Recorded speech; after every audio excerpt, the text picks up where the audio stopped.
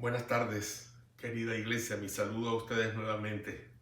Estoy aquí para traerles un nuevo mensaje para esta semana. Yo he venido predicando ya 3 semanas, 3 sermones con este de hoy, y he titulado esta serie como Una vida abundante.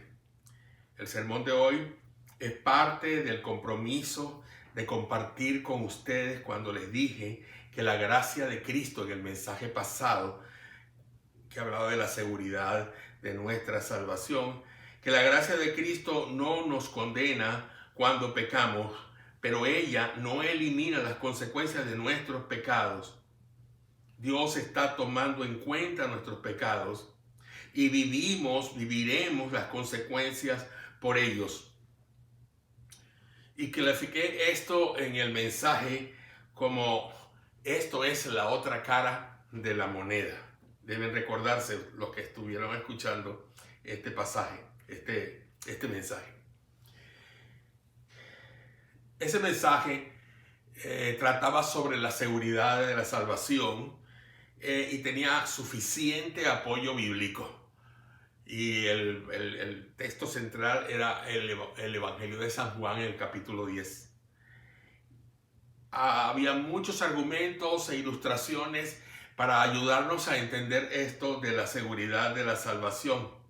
Y concluimos que frente al temor y a la pérdida de la seguridad y a todos los defectos personales que podemos tener, declarábamos una palabra de confianza. ¿Quién acusará a los escogidos de Dios? Esto está en Romanos. Pablo lo escribió en Romanos capítulo 8, versículo 33. Y la respuesta de todos nosotros es nadie. Nadie puede acusarme. Nadie puede acusarte. Nadie puede señalarnos. Si Jesús pagó el precio de nuestro pecado, ¿por qué entonces todavía tenemos que sufrir las consecuencias de nuestro pecado? Yo he titulado este mensaje Las consecuencias por nuestros pecados, y quiero que me acompañen ahora, por favor, en la lectura de la palabra, en el capítulo 8, los versículos 1 al 4. Capítulo 8, versículos 1 al 4. Dice la palabra de Dios: por tanto, no hay ninguna condenación para los que están unidos a Cristo Jesús, los que no andan conforme a la carne, sino conforme al Espíritu. Porque la ley del Espíritu da vida en Cristo Jesús. Y esta ley en Cristo me ha librado de la ley del pecado y de la muerte. Porque Dios ha hecho lo que para la ley era imposible hacer, debido a que era débil por su naturaleza pecaminosa.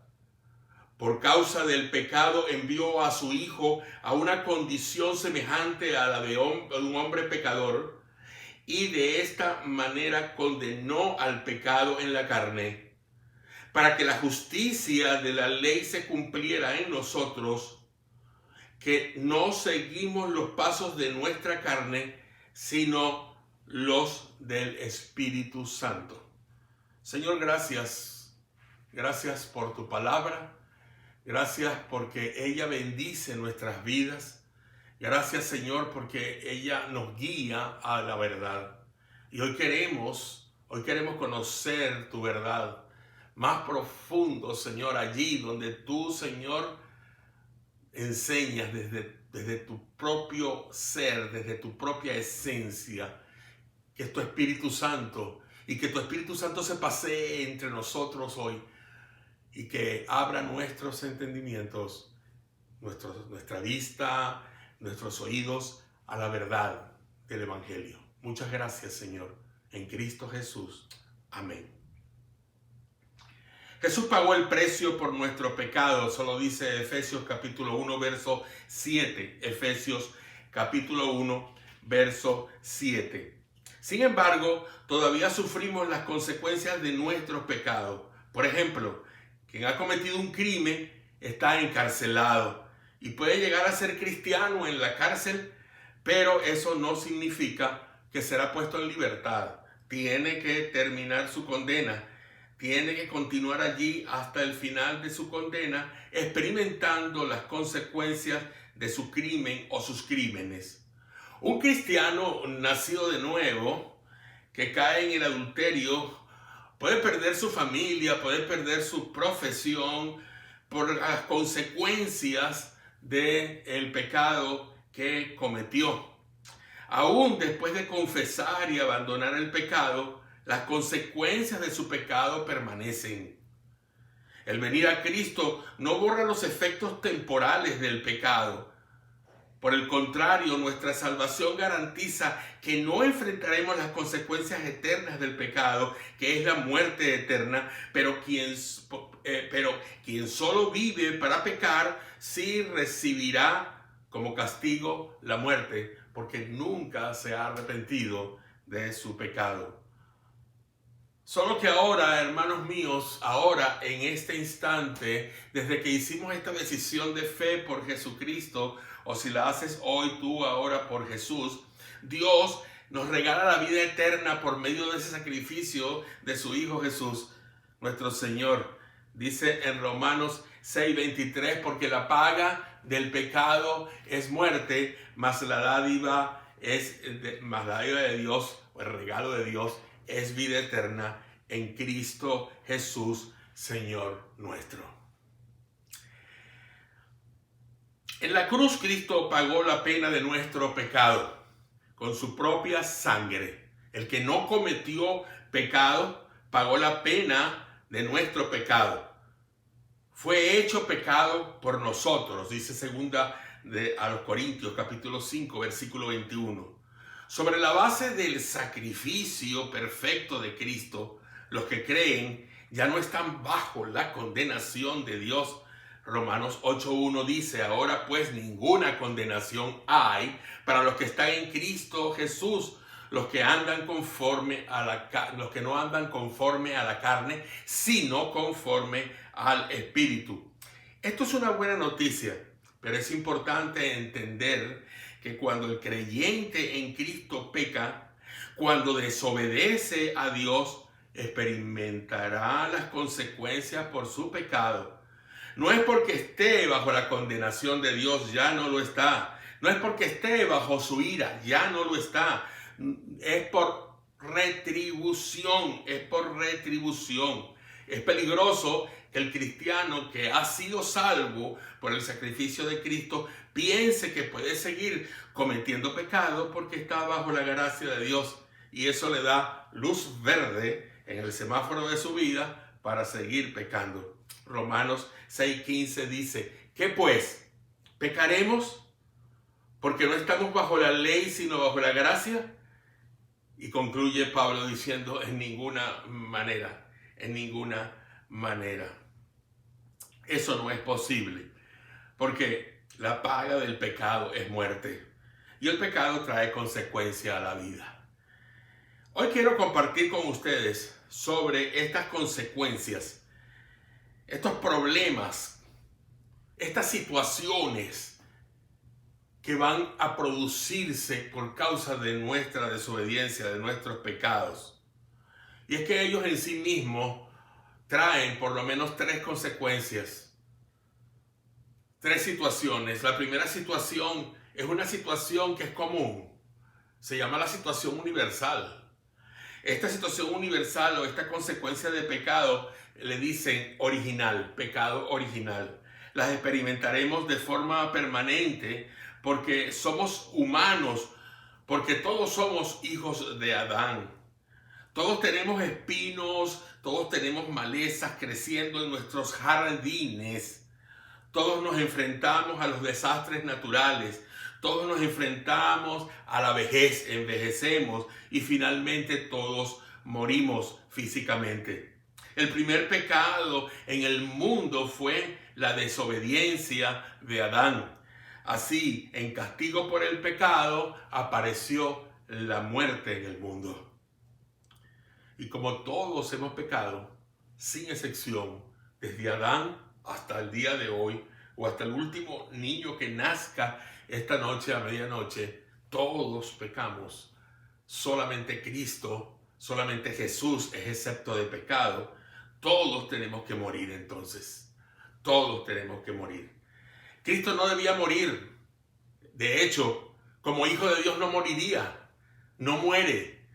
Pero por eso encarnó en un hombre para poder vivir lo que el hombre vive, padecer lo que el hombre padeció, sufrir como el hombre sufrió y llegar hasta la muerte para cargar él la culpa de todos los seres humanos. De todos los seres humanos. Esto se llama el pecado original, las consecuencias universales del pecado. El pecado afecta a todos los humanos, pero Jesús vino para morir por todos, por todos. Entonces también en segundo lugar existen situaciones que son de carácter natural, consecuencias naturales. Algunas de estas consecuencias del pecado ya están garantizadas, no importa si el pecador es salvo o no es salvo.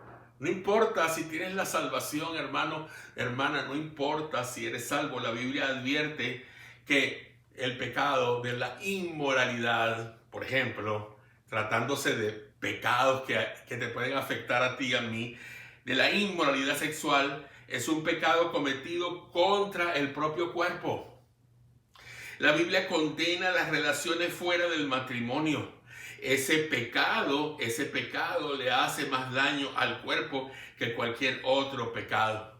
Lo dice la palabra de Dios en Corintios, en Primera de Corintios, capítulo 6, versículo 18. Huid de la fornicación. Cualquier otro pecado que el hombre cometa está fuera del cuerpo, mas el que fornica contra su propio cuerpo peca. Contra su propio cuerpo peca. Es importante atender todas estas sugerencias, estos consejos, estas recomendaciones que la palabra de Dios nos trae. Si robas algo, si tú robas algo, vamos a ir ahora al robo. Quizás lo puedan ver como algo menor o como algo mayor o como algo... Es igual. Cualquier pecado para Dios es igual. No hay pecados más suaves o pecados más fuertes. Pecado es pecado simplemente y se pinta de negro, por así decirlo. Si robas algo, debes esperar ser atrapado. Entras a un lugar, hurtas algo, pero hay cámaras que te están viendo. Entonces vas a enfrentar las consecuencias naturales, ¿verdad? Después del pecado del robo que hiciste. La policía te va a buscar y si te encuentra te va a arrestar. Pero a lo mejor tú vas a esconderte. Tú vas a andar sigilosamente como muchos que han robado, han asesinado, han hecho crímenes. Todavía no han sido atrapados después de muchos años. Y así vas a ir por siempre corriendo. Pero eso no va a minorar tu culpa bajo ninguna razón. Si te resistes al arresto, cuando te atrapen, acumularás más consecuencias. Y esto equivale en nuestra vida cristiana a no confesar nuestro pecado. Y eso es como decir, si dije la otra cara de la moneda en el mensaje pasado, ahora voy a decir, eso es harina de otro costal. O sea, en la confesión de pecado implica una serie de mensajes, o vamos a decir un mensaje en especial para poder comprender qué debemos hacer en cuanto a lo que es la confesión de pecado. Pero volviendo al caso aquí de las consecuencias, mira, simplemente cometas adulterio, mates, robes, te burles de otro, hagas chismes, digas mentiras, hables malas palabras, todo eso es pecado, y lo que siembres, eso vas a cosechar. Dice en Proverbios capítulo 6, versículo 27, ¿tomará el hombre fuego en su seno sin que sus vestiduras ardan? Podrás sacar tizones de fuego, de leña o de carbón y colocarlos en tu pecho sin que vaya a arder tu ropa. Eso no es posible. Siempre arderá tu ropa. Ten cuidado de no estar cometiendo estos pecados y que tú faltes a la palabra de Dios. Esta es la palabra santa y verdadera. Este es el camino que te lleva a la santidad, hermano y hermana. La santidad es buscar la perfección. Ir hacia esa santidad es nuestra meta. Es nuestra meta. Hay consecuencias universales o situaciones universales del pecado. Existen también las consecuencias o situaciones naturales que el pecado, que el pecado trae a mi vida. Y en tercer lugar, también hay consecuencias disciplinarias. Dios permite que las consecuencias del pecado permanezcan en nuestras vidas para enseñarnos la naturaleza atroz del pecado y para recordarnos que dependemos solo de su gracia. No nos atrevemos a tomar el pecado a la ligera. No lo hagamos.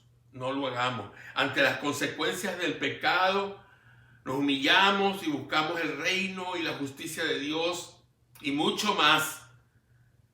Y mucho más.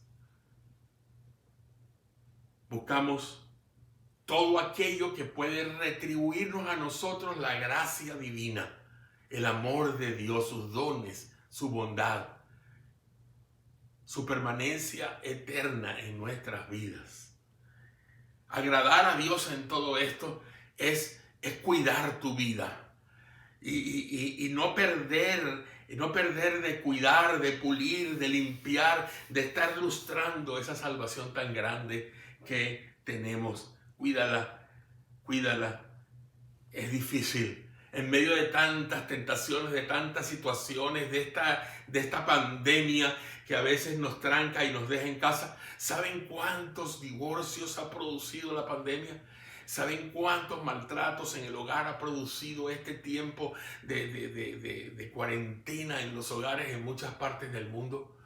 ¿Saben cuánta gente desesperada? Eso busquen en las noticias, en Google, busquen para que ustedes vean la cantidad de situaciones que esta pandemia ha producido.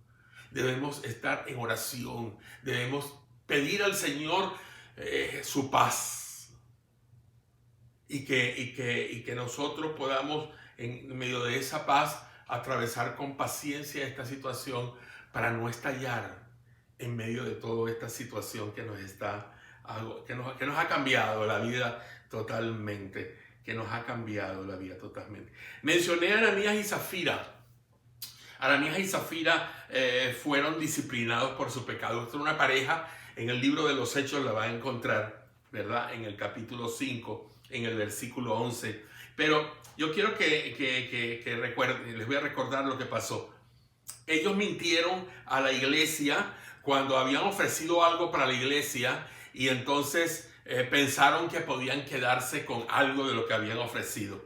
Y entonces esto fue una lección que el Espíritu Santo dio a la iglesia cuando los descubrió delante de todos.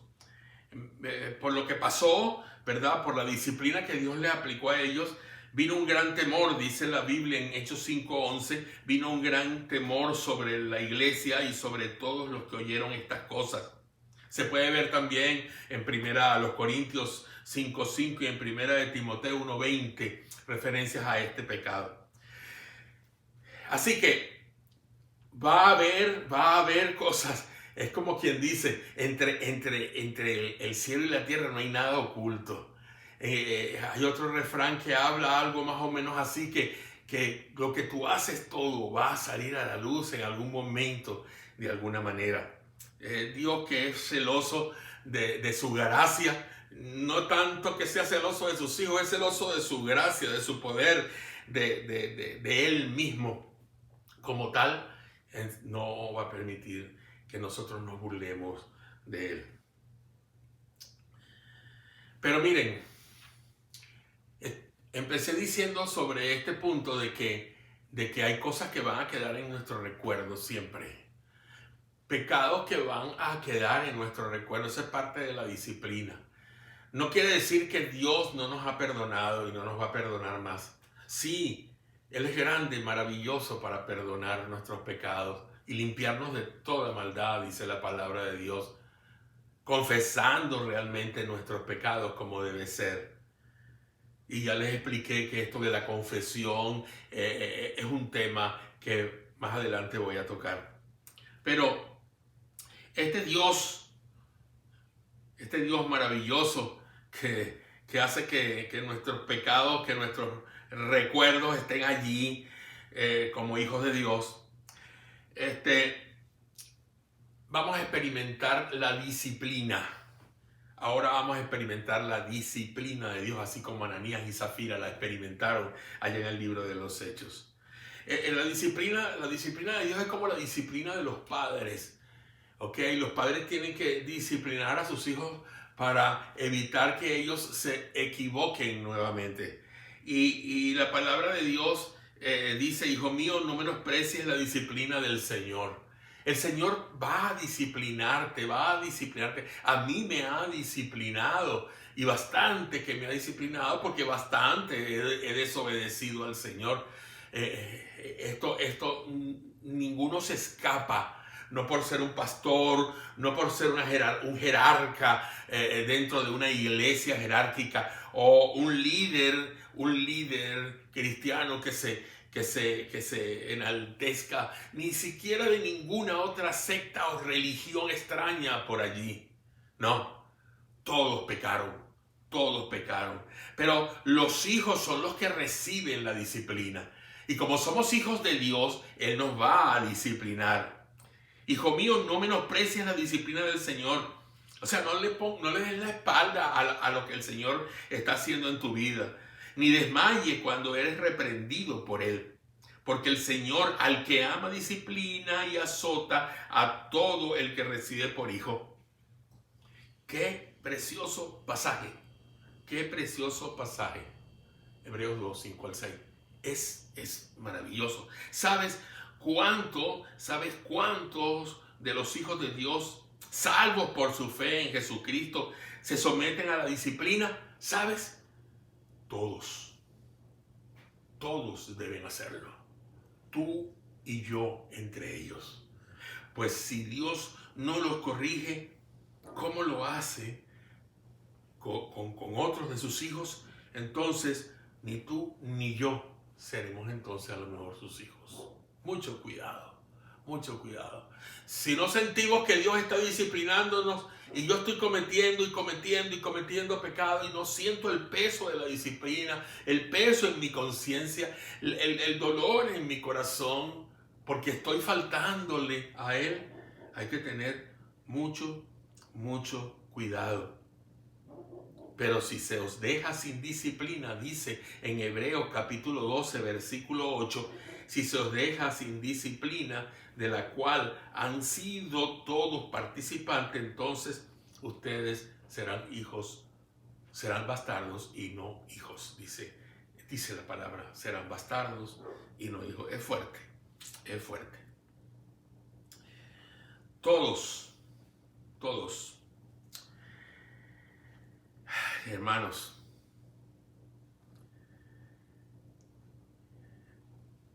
qué inconstantes somos, ¿verdad? Amada iglesia, somos inconstantes, es verdad. Y cuando entonces cometemos el error y vemos que estamos cometiendo el error, entonces nos ponemos a orar, a pensar, a llorar, a sentirnos mal. Eso es bueno, que te incomode. Pero lo interesante sería no volver a cometerlo. Dios permite entonces que experimentemos estas consecuencias de dolor, de todas esas cosas, porque es parte de la disciplina. ¿Y saben por qué Dios lo hace? Porque Él quiere llevarnos por el camino que les dije anteriormente, el camino que la Biblia nos abre hacia la santidad. Esa es la realidad.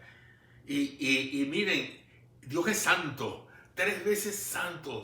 Su santidad es inmensa. Él es incomparable. No hay nadie en el universo, no ha nacido nadie, ni llegar a vivir nadie o a nacer alguien que pueda tener esa condición de este Dios trino.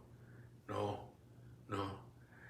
Pero Él nos disciplina porque Él es santo y Él quiere que nosotros nos caractericemos también por esa forma o esa característica, valga la redundancia, de Él. Cuando éramos niños, como dije hace un rato, nuestros padres nos corregían, porque siempre nuestros padres pensaron que eso era lo mejor, nosotros los padres, y ya soy abuelo, pero siempre pienso que algunas veces mis nietos no se comportan como es debido y hay que disciplinarlos. Hay que disciplinarlos porque es lo mejor para ellos. Así fue lo mejor para nosotros en un tiempo. Pero Dios nos corrige verdaderamente para que seamos santos, para que seamos santos. Dice la palabra de Dios en Hebreos capítulo 12, versículo 10, y aquellos, nuestros padres terrenales, se trata de nuestros padres terrenales, y aquellos ciertamente por pocos días nos disciplinaron como a ellos les parecía. Pero Dios, dice la Biblia, el Señor, para lo que nos es provechoso, para que participemos de su santidad. Solamente para eso, para que participemos de su santidad. Qué bondadoso es el Señor, hermano. Qué bondadoso es el Señor. Permitirnos experimentar las consecuencias temporales del pecado para nuestro propio bien. Sin embargo, Él nos ha salvado de las consecuencias eternas, no de las temporales, las eternas. Él nos ha salvado de esas consecuencias eternas del pecado y nos llevará a su presencia al final siempre. Jesús pagó la pena por nuestros pecados para que nunca experimentemos la segunda muerte, que es en el lago de fuego, del cual habla Apocalipsis. Y la muerte y el Hades fueron lanzados al lago de fuego. Esta es la segunda muerte, dice el Señor. A los creyentes en Cristo se les promete que la maldición y las consecuencias del pecado un día serán removidas totalmente de la existencia, completamente. Dice Isaías 11:9, en todo mi monte santo no habrá nada que destruya o haga daño. En todo mi monte santo no habrá nada que destruya ni haga daño. Una profecía específica del reino de los cielos, ya cuando el Señor Jesucristo lo traiga completamente a nosotros. Es cierto que hay maleza y espinos en nuestros jardines, en nuestro deambular en la vida cristiana. No obstante, debemos evitarlo y no conformarnos con caer en el pecado. No porque ya somos salvos, vamos a cometer pecado, vamos a seguir desobedeciendo a Dios, porque bueno, abogado tengo en el cielo, Jesús. Jesús es abogado, sí. Jesús es intercesor por mí. Pero es porque es mi Salvador. Es mi Salvador. Porque Él nos rescató de nuestra caída eterna, de vernos separados totalmente. Así que no tengo luz verde para pecar, todo lo contrario, tengo luz verde para deambular por el camino de la santidad y luz roja para pecar. Dios permitirá que experimentemos las consecuencias comunes, naturales y su disciplina para acercarnos mucho más a la santidad, hermanos míos, y solamente porque Él es santo, porque Él es santo. Oremos. Gracias, oh Dios, por tu palabra. Gracias porque tú, Señor, la has traído a nosotros hoy para explicarnos cuáles son las consecuencias del pecado en la vida del ser humano y especialmente en la vida de tus hijos. Queremos, Padre de la Gloria, no tener relación con el pecado. Queremos, oh Señor eterno, no caer más en ello.